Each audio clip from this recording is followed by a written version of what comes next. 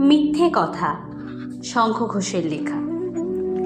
লোকে আমায় ভালোই বলে, দিব্যি চলন সই, দোষের মধ্যে একটু নাকি মিথ্যে কথা কই।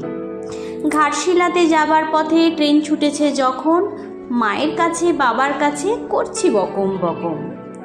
হঠাৎ দেখি মাঠের মধ্যে চলন্ত সব গাছে এক এক রকম ভঙ্গি ফোটে, এক এক রকম নাচে। ওমা দেখো নৃত্যনাট্য।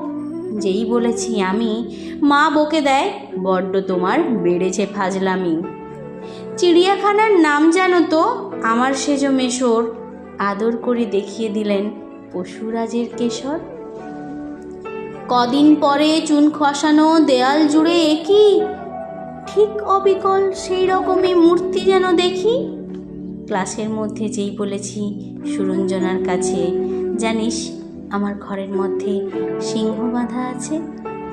শুনতে পেয়ে দিদিমণি অমনি বলেন, শোনো, এসব কথা আবার যেন না শুনি কখনো। বলি না তাই সেসব কথা, সামলে থাকি খুব।